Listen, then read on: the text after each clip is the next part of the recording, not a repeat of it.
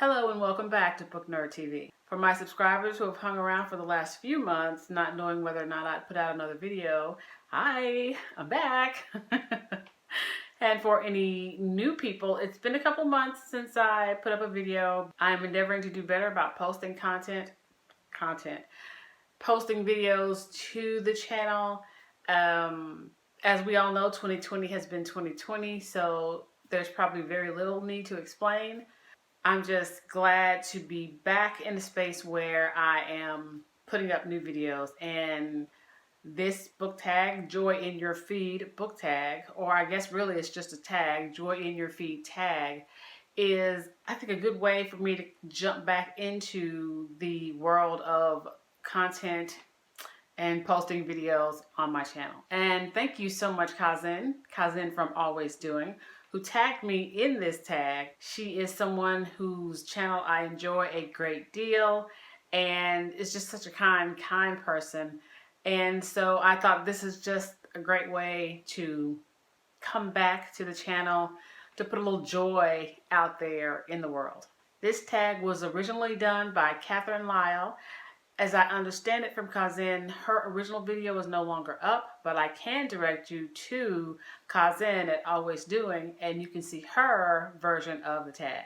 Prompt number 1, a book you can always go back to and feel happy rereading. For me, the happiest I've been on a reread in the last year or year and a half has been from the Murderbot series by Martha Wells, All Systems Read and Artificial Condition.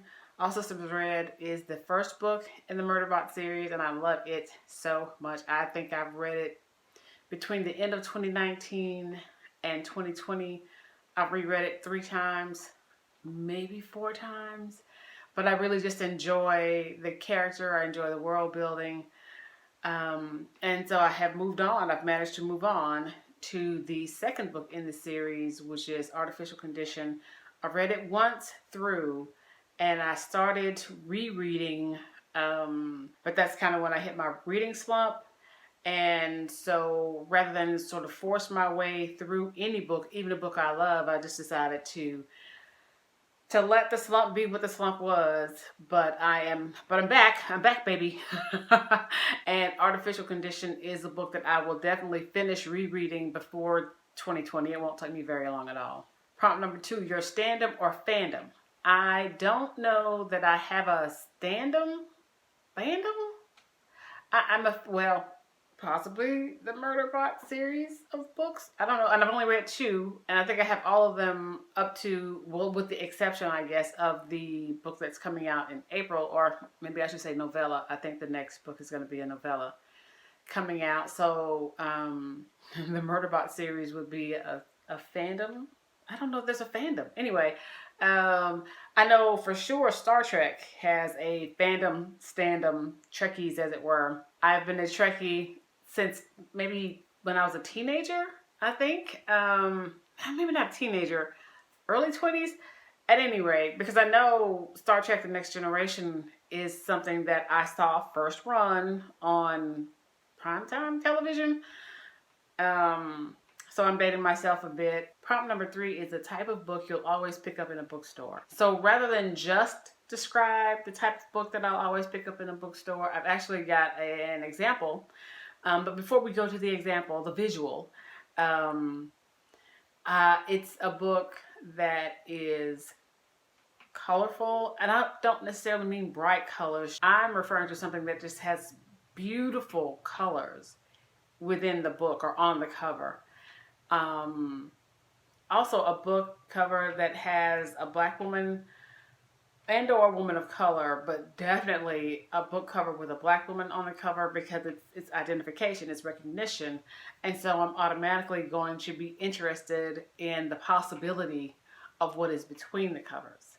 So that is for sure the kind of book that I'll always at least pick up. It doesn't say buy, but I know it is definitely a book that I will always at least pick up, read a synopsis, and see if I'm interested.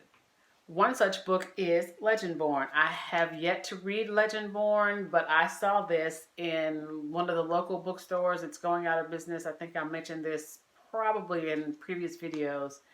And the cover just stopped me in my tracks, and I said, this looks gorgeous, beautiful, gorgeous cover. And so, of course, I read the synopsis. Clearly, it was something that I felt that I might be interested in because I bought it. But this is the type of cover that really catches my attention, and I'm blocking the author's name, Tracy Dion, Legend Born. Gorgeous, gorgeous cover. Prompt number 4 is a book trope that you love. I don't know that I have a book trope that I love. The type of main character that I like to read when I run across the character, or the type of character or trope I'd like to read more often, is one of an older woman who is independent, who can get things done, who is about that action and adventure, or about solving problems, and isn't hung up on the romancy part of the story, who's just someone who is just a well-rounded character. Maybe there's romance. For me, there doesn't have to be romance. That's the type of character I would love to see more often in books. And I am specifically saying an older character, so 40 plus, because there are more younger women who have more agency, who are depicted or can be depicted as a more well-rounded character. And I think we need to stretch that beyond, teenager 20s. We need to stretch that more. We need to stretch that into 40s, 50s, 60s, because we exist. Women over 40 exist, women over 50 exist, women over 60 exist, and our lives aren't over, right? The adventure isn't over. We're still here. So I'd like to see more fiction about those women. Prompt number 5 is an anticipated release that makes you happy, or that you're happy about. So I've already mentioned one, and that is the new Murderbot novella that's coming out in April, I believe, of 2021. And the other one, I waited so long to do this. I waited so long to do this this video, that the book is actually already out. I've got the Audible version, and I've got an actual hard copy version, and that is Barack Obama's new memoir that's out now. But I was really happy in anticipation of it, up until the time that I got it. And just like I did with Michelle Obama's book, I bought the hard copy and I bought the audio, because she does her audio and he does his audio. And so I thought this will be a really good juxtaposition of their memoirs. Not that it's necessarily, I guess, about the same things, but maybe the same period of time. I just think it will be interesting to get those differing point of views. And then there's this book called The Conductors, the author of which I am forgetting. That is a book that I am anticipating. I think it's going to be released May or June of 2021. I'll make sure that I put the information on the screen somewhere. Title, author, and anticipated release date. I'm excited about that book as well. Prompt number 6, an author whose full canon of books you love. Now, I've not read the full canon of anyone that I can think of. However, N.K. Jemisin has just got to be that person for me, whose full canon of books, the ones I've read, love them. The ones that I have yet to read, anticipate loving them. I enjoy her writing. I enjoy her world building. I enjoy the themes that she puts in her books. Also in that vein, I would think Octavia Butler. She's like an OG. She's a throwback fave for me. So she's definitely someone whose canon I like and anticipate will like the entire canon. Prompt number 7 is your coziest reading snack or drink. And for me, the snack is going to be some sort of sweet pastry. My favorite drink, the tea, of course. When the tea is hot, of course, the sweet pastry is perfect. Prompt number 8, a book you share with family or friends. That book is most definitely Warmth of Other Suns by Isabel Wilkerson. I read Warmth, or listened, I should say, to Warmth of Other Suns years ago, and phenomenal book, phenomenal narrator. And the same narrator whose name I am absolutely blanking on, but I'll put on the screen, is also the narrator for Miss Wilkerson's new book, Cast. So the continuity is wonderful. Started reading or listening to Cast. And that's one of those books that, you know, for me, I don't just shoot straight through, because there's things to contemplate, things to think about, things to stop being angry about. So those books for me tend to take a longer time for me to get through, because they're giving you so much history and information, and I love them. I love Isabel Wilkerson's books. Those the two that I've read. Prompt number 9: a fellow booktuber or book blogger or book Twitter, I'm throwing that in, person whose content always brings you joy. I don't really do like Bookstagram or book Twitter or book blog, written blogs per se. Booktubers, however, that I definitely watch and who I'm always happy to see new content from, would be Kazen, of course, at Always Doing. And she's doing Vlogmas right now, so we're getting something from her every day, and so that's always a joy. Justin at Ghost Reader, I love his content. He does a lot of nonfiction books, which is what I love about him and about his channel.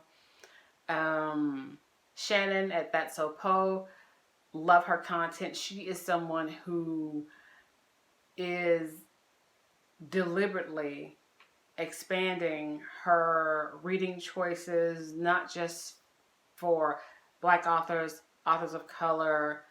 She has moved into this authors with disabilities. I think she's also trying to do books in translation as well. So she's someone who I like to watch and who prompts me to broaden my reading horizons. I've just discovered, not just discovered, but maybe within the last month or two, Kenya at Reviews May Vary. Really love her channel. I love her purpley pink hair. I love the card catalog that she has behind her. It's just, one, the card catalog is gorgeous. Two, I enjoy Kenya. I enjoy her reviews. I enjoy the discussions that she has. I'm always, she will sometimes have like the tea and the book. And so I love that. I love that so much. So yeah, I enjoy her channel very much. You should check her out. Brian at Bookish, another person who I enjoy. He was a history professor, and his approach is a little more academic, perhaps, especially. So he did this series in the light of the Black Lives Matter movement and the police violence that sort of seemed to have ramped up in 2020. He did a short series on sort of the history of racism in the United States. He's a history teacher, so his ability to research and present was just really well done, sort of mini series. And so if you are curious about why things are the way they are in this country with regard to race and race relations and racial violence, go to Brian's channel and check out his mini series. I thought it was very well done.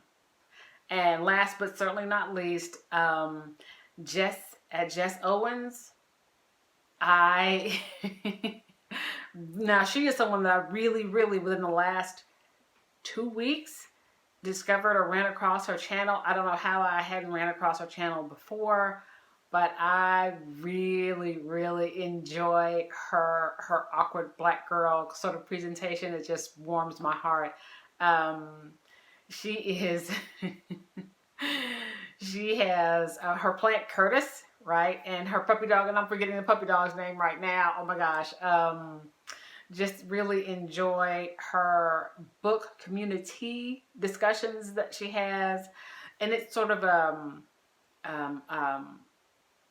topical conversations about the publishing world. I really enjoy that. If you are interested or are looking for new channels to watch, I highly recommend any of the people that I mentioned as my favorites or as bringing me joy. I think they will do the same for you. Prompt number 10 is name something about the content that you create that you love. I enjoy discussing books and authors that people may not have heard of at all. I don't read a lot of YA or even front list books, right? My backlist is my country.